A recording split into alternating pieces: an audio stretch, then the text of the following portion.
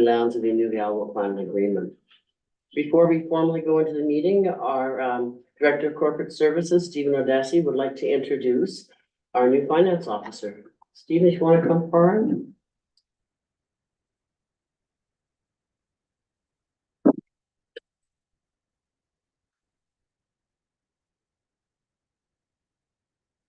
Thank you, Worship.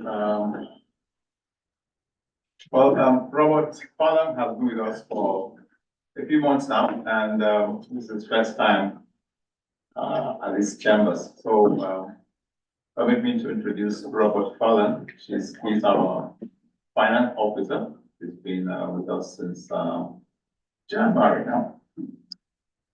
Yes, and I said I should come and introduce him today to the council, so you can all see him, and it's been a good job so far. Wonderful. Welcome, Robert. Okay, the adoption of the agenda, and I take it we're doing everything tonight since we didn't have a meeting Monday night. So I have a motion to adopt the agenda. Councilors Carter and Alexi. Any declaration of conflict of interest or pecuniary interest? Seeing none. Item number 4, delegations, presentations, or petitions.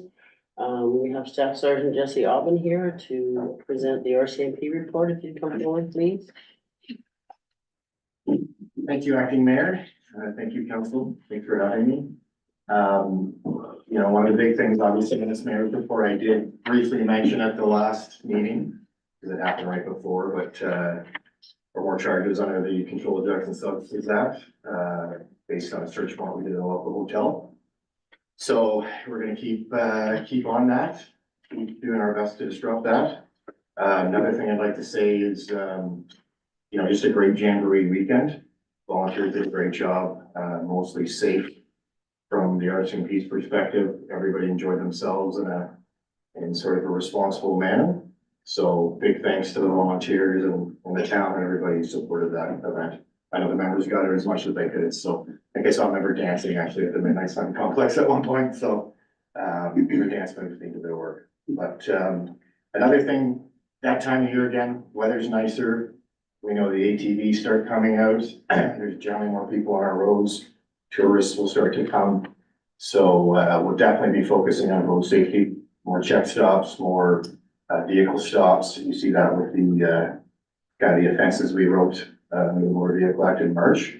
So just, you know, want people to drive safe, get to where they're going, drive sober, and we're committed to working with actually bylaw as well, work joint partnerships to make sure the roads are safe for everybody involved. So open to questions if anybody has any. Any questions for Staff Sergeant Aubin? I've noticed on your report where you have explained what drugs were seized. When the seizure occurred on February 8th, there was cocaine and fetacin. Could you explain what fetacin is? So it was a new one to me. I did a little research on it. It basically falls, it's technically in Canada a pharmaceutical, doesn't fall under the Controlled Drugs and Substances Act. From something I found in the US is that people will put it in illicit substances to help accelerate the high, if you will. So it's not necessarily harmful, but it is regulated because it can cause cancer if it's overused. So it's not used as a prescription drug anymore in Canada, so it would have been illegally obtained. And it's usually mixed with cocaine, as we saw in this particular. Thank you. Any questions for Staff Sergeant Aubin? Thank you very much. Thanks, everyone. Number 5 is public question period. Do we have any questions from the public? Any comments from the public? I just have to say it's nice to see Jackie back in the room. We have the minutes of the March 25th and 27th council meetings. I need a motion to accept those. Councillor Devlin and Councillor Harder, all those in favor? Councillor Day, you're in favor? 100%. Thank you. We have the action items list. Anybody have any questions about the action items?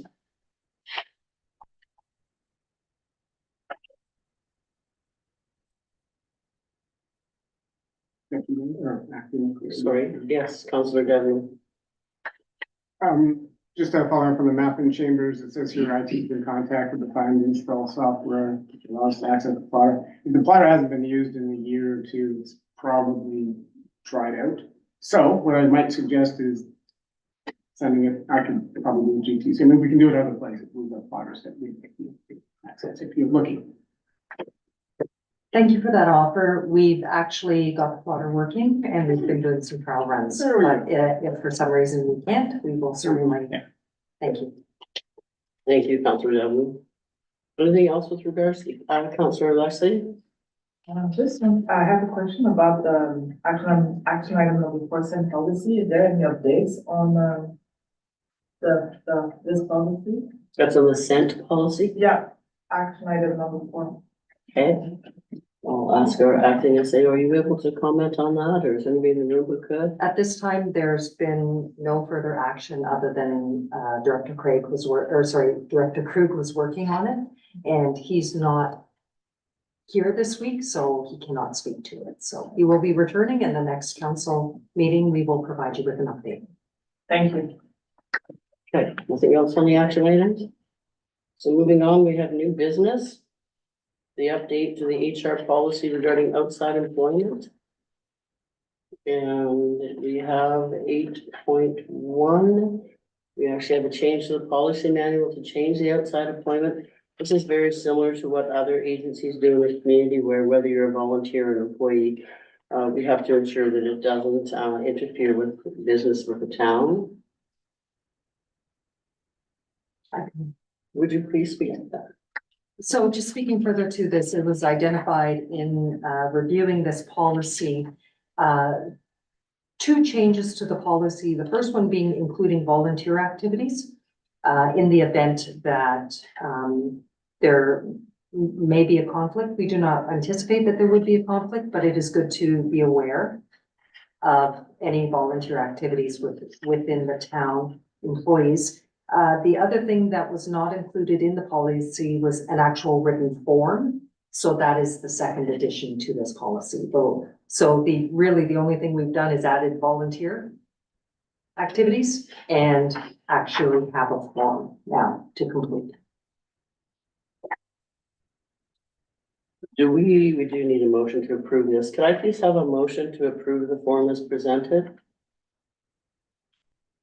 Councillor Harder and Councillor Alexi. Any discussion? All those in favor? Councillor Days in favor? Then we have, thank you. Then we have requested donations, the Muskrat Jamboree Kiddies Carnival. You have got 8.2 in front of you or on your computer, which talks about what they're requesting. I take it, Patricia, you're here to speak to this? I am. Can I ask you to come up to the microphone, please? Certainly, thank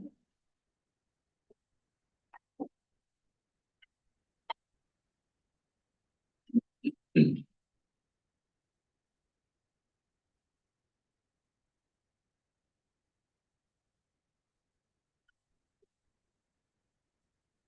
So I'm not sure if anyone has any questions, but so the Muskrat Kitty Carnival is happening the weekend of June 8th and 9th. And we have requested Jim, as we have in the past years, Jim Queen Park, the tent, and the area around the tent, microphones, speakers, tables and chairs on stage, connection to the electrical setup, and garbage bins as well. And every year we have all of the community children come join us in Jim Cooey Park, and we have 2 days of jamboree for children from 0 up to 16 years of age. And it's a lot of fun. They do the whole shebang, the jigging contest and log sawing and all that kind of good stuff, egg toss and foot races. So yeah, so it's something that the community really looks forward to. Thank you. Are there any questions for Patricia? The council has three options. One is to approve the request as presented, one is to defeat it, and one is to defer the item via motion with direction to administration on how to proceed. What's recommended is, be it resolved that the Inuvik Town Council hereby approves an in-kind donation to the Muskrat Jamboree for the 2024 Keys Carnival taking place June 8th to 9th, 2024, to include the following: donation of the Jim Cooey Park Events Pavilion, dance floor, barbecue, tables and chairs, portable stage, and power as per the application for donation. Could I have a motion, please? Councillor Wayman and Councillor Alexi. Any discussion? All in favor? Yeah. The motion's passed. Thank you. Thank you, Patricia. Thank you, everyone. Okay. 8.3, updates on policy FD 001 for hiring. Do you want to speak to this, please? Actually, I'll have Director Larman speak on the policy changes that he is proposing. Thank you.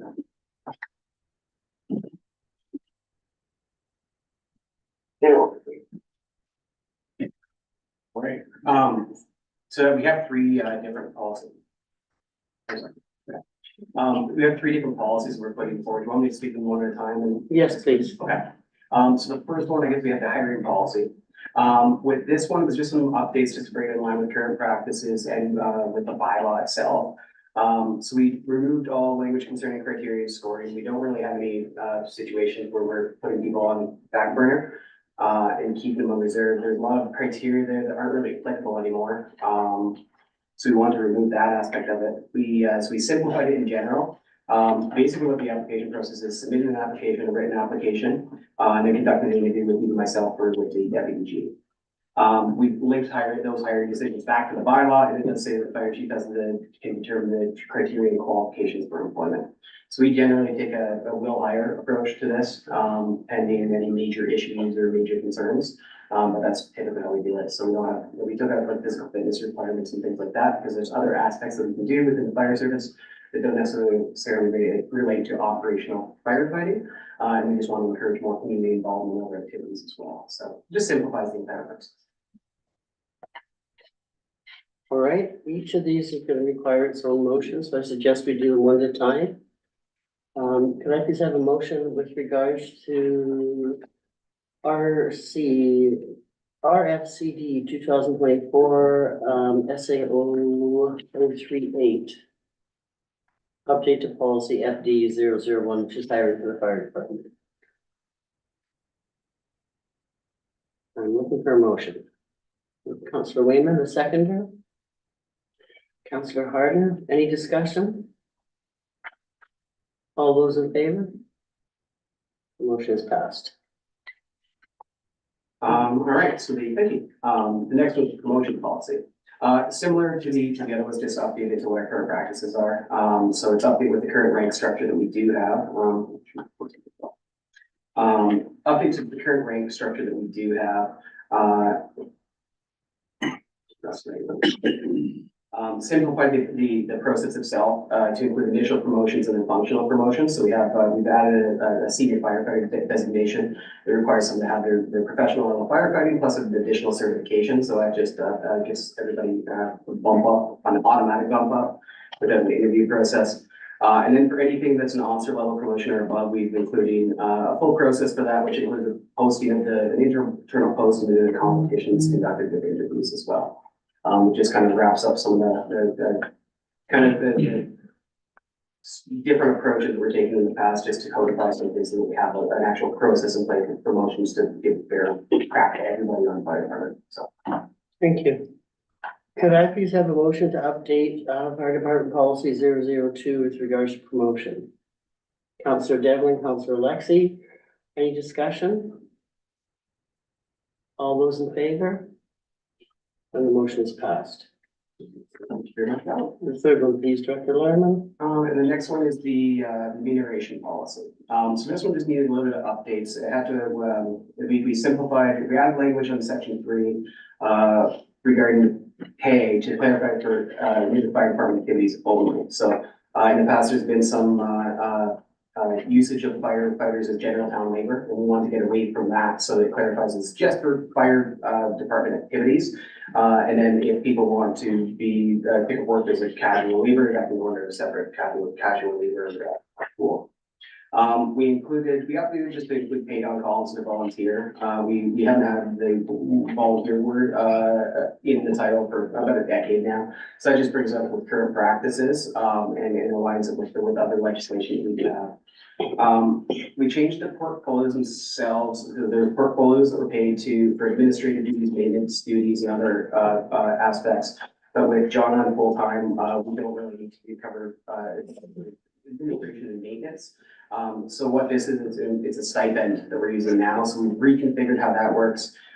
Increased it by $100 a month, overall, and then currently distributed to active officers, $150 per month to captains, $100 to lieutenant. And it just reflects the additional off-time duties and responsibilities that come with that role, planning meetings, et cetera.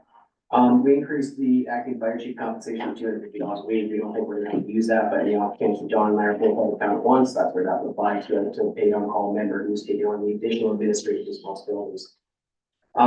We also included, we just updated Appendix A, which included the rank structure. We removed all the unused ranks that were, in there and kind of legacies, just to, bring it in line again with the other, rank structure we do have. I increased the overall rate of pay. We started at the bottom end, to make sure that everybody's getting at least minimum wage when they're, conducting training and operation for the fire department. It goes up by a $4 increment for each, rank, with a halfway bump for senior firefighters as well. We did an analysis on this, so I didn't do it right away. I wanted to see how some few pay cycles would work. Well, we let it work, but basically just to see how it worked for the new rates. So I plugged in the new rates with that. We can stay within the existing budget, so there's no financial considerations with this. It just, more effectively redistributes it and make sure that, people are, adequately compensated for the work that they're performing. So. Again, we don't, anticipate any budget overages or increases necessary to cover all the rates of that. So, and again, the last two pay cycles, that's the way it worked. Thank you. I just have a motion to update policy FD 003 for remuneration. Councillor Devlin, Councillor Alexi, any discussion? All those in favor? And the motion is passed. So, Thank you, Director Roman. We appreciate it, and I know the members will as well. Thank you. Okay, next moving on to bylaws, item 9.1. This is RFCD 2024 SAO 037, lease unsurveyed land bylaw 2732. And this requires third reading. Everybody has it in their package. If I can just. Yes, please. So you'll see highlighted in this package that the first and second reading, the term dispose was used. And when we were reviewing the minutes, we realized it should have been acquire. So we need to acquire. When I spoke with Dana Moran at MACA, she said that this is the process to use. We can edit for the third reading as long as you are all aware of that change and that we've highlighted it for you. So it doesn't change the intent, but it actually uses the proper term. Thank you. Could I please have a motion? Councillor Devlin, Councillor Alexi, any discussion? All those in favor? The motion is carried. Thank you. We have department updates. Not this meeting, okay, we don't have any. So then, do we have any information items? We have the strategic priorities chart, which is in front of us. Any questions on that? Seeing none. Do we have anything else? Any other information items? None? Okay, thank you. Council concerns, do we have any council concerns? Councilor Hyder? Thank you, Deputy Mayor. I've been noticing lately, we have a few more wheelchairs floating around our community.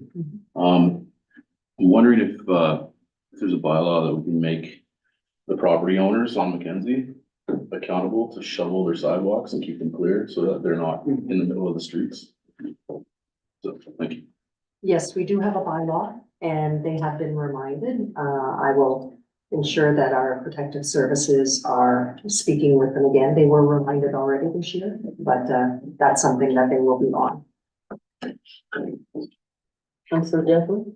Oh, further to that, I've seen it a couple of times as well as Councilor Harder. The one time is certainly from Jim Cooley Park, yesterday. It may have just been because we were getting a little bit of snow here and there, but he actually went out, he was in the street right by the traffic lights going through, and he couldn't roll it on the sidewalk right there. It was yesterday. And I thought this is a weird place. It should be relatively clear, but it wasn't. Straight up. Thank you. Just so you know, I went for a walk last night and it was clear. So it was probably in the course of the operations of clearing the sidewalks. Thanks, Councillor Harder. That's an important one. Any other council concerns? Sorry, Director Larman has a question, just to Sure. clarify. Was there any particular location where it was? Just because make sure we follow up In on front of the it. Eagle Church. Sort of the vehicle. Yeah, I was in front of, well, it's the whole sidewalk. Just right down that. Yeah, I saw a little stretch and even in front of Northland. They're just, We've been, like, we went to every single business along there, like, about a month ago or so. We'll continue to do it though. So, thank you. yes. Thank you, Director Larmo. All right, we're gonna move in camera now. With confidential legal information under the CTV Act, section 23, subsection 3, subsection 1. So we will ask the staff and public to leave at this point. We will ask the acting SAO to stay. Use a motion. I'm sorry, we need a motion with the camera. I apologize. Councillor Harder, seconded by Councillor Alexa. Thank you. Everybody in favor? Or you don't. Thank you. Thank you, Councillor Devlin. Point of order,